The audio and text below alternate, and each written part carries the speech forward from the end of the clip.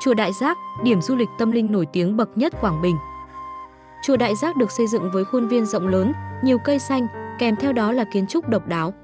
Đây là điểm du lịch tâm linh lý tưởng giúp bạn tìm kiếm sự bình an, thanh tịnh trong tâm hồn. Du lịch Quảng Bình được biết đến với nhiều ngôi chùa nổi tiếng như Chùa Đại Giác, Chùa Hoàng Phúc, Chùa Vĩnh Phước, Chùa Non. Trong số đó, ngôi chùa lớn nhất và tọa lạc ở ngay vị trí trung tâm là Chùa Đại Giác. Bởi vậy, nhiều du khách thập phương vẫn thường lựa chọn đây là điểm đến trong hành trình du lịch tâm linh tại dải đất miền Trung này. Chùa Đại Giác ở đâu? Du lịch Đồng Hới chắc chắn du khách sẽ được giới thiệu về ngôi chùa lớn nhất có tên là Đại Giác. Chùa tọa lạc ở phường Đức Ninh Đông, thành phố Đồng Hới, Quảng Bình. Không chỉ là điểm chiêm bái quen thuộc của người dân địa phương, chùa còn là điểm du lịch tâm linh nổi tiếng trên bản đồ du lịch Quảng Bình, thu hút hàng nghìn lượt khách du lịch hàng năm. Tại đây, bạn có thể tham quan khuôn viên, kiến trúc của chùa, cầu nguyện hoặc tìm kiếm sự an yên, thanh tịnh sau những vất vả, lo toan của cuộc sống. Lịch sử hình thành chùa Đại Giác Quảng Bình. Năm 2010, vị trí của chùa là một hồ nước, độ sâu 3,5 m. Hòa thượng đã xin mảnh đất này và vận động các tăng ni, Phật tử lấp hồ để tiến hành xây chùa. Công trình ban đầu còn rất đơn sơ, vật liệu chủ yếu là tre. Đến năm 2013, một cơn bão lớn có tên Gutip đổ bộ vào Quảng Bình, ngôi chùa bị tàn phá nặng nề. Sau đó, chùa được dựng tại dưới sự hỗ trợ của các tăng ni, Phật tử ở trong và ngoài nước. Theo thuyết minh về chùa Đại Giác, công trình chùa hiện có tổng diện tích lên tới 8.000 m² là ngôi chùa lớn nhất tại Quảng Bình. Chiêm ngưỡng bảo tháp Di Đà 9 tầng. Đến với chùa Đại Giác, du khách sẽ có cơ hội chiêm ngưỡng bảo tháp Di Đà 9 tầng. Tầng trên cùng của tượng thờ Đức Từ Lô Giá Na Phật, đây là bức tượng được thỉnh từ Myanmar, làm bằng đá ngọc bích.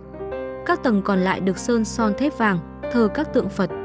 Tầng cuối cùng thờ Đức Chuẩn Đề Bồ Tát, tượng được tạc với nhiều cánh tay cầm pháp khí, thể hiện quyền uy, sự linh thiêng của Bồ Tát từ bi. Tận mắt nhìn ngắm tượng Phật A Di Đà bằng đá cẩm thạch lớn nhất cả nước. Một trong những biểu tượng đặc trưng nhất của chùa Đại Giác là tượng Phật A Di Đà được làm bằng đá cẩm thạch, có chiều cao lên tới 9 m và trọng lượng 40 tấn. Hiện nay, đây là bức tượng bằng đá cẩm thạch lớn nhất trên cả nước. Tháp Di Đà và tượng Phật A Di Đà đều là những công trình kiên cố, có cấu trúc hài hòa.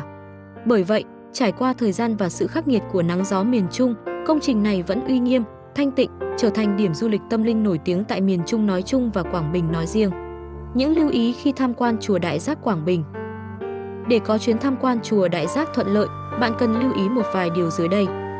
Đầu tiên là hãy lựa chọn mặc trang phục trang nhã, lịch sự, tuyệt đối không mặc đồ quá ngắn gây phản cảm. Thứ hai, khi vào không gian chùa linh thiêng bạn cần giữ trật tự, không đùa cợt lớn tiếng, văng tục chửi bậy. Thứ ba, quá trình tham quan chùa Đại Giác Quảng Bình, bạn hạn chế mang theo đồ ăn uống vào khuôn viên chùa, nếu có thì nhớ dọn dẹp, vứt rác đúng nơi quy định. Bên cạnh đó, tuyệt đối không ngắt cây bảy cành, không đụng chạm tượng Phật, giữ gìn cảnh quan chung. Chùa Đại Giác không chỉ nổi tiếng bởi quy mô xây dựng mà đây còn là nơi sở hữu những công trình kiến trúc độc đáo và bức tượng bằng đá cẩm thạch lớn nhất nước ta hiện nay. Với những tín đồ du lịch tâm linh thì đây thật sự là một điểm đến đáng lựa chọn. Bên cạnh những giá trị về tâm linh, chiêm bái, cảnh quan của chùa cũng giúp cho du khách tìm kiếm được sự thanh tịnh, bình yên trong tâm hồn mỗi dịp ghé thăm.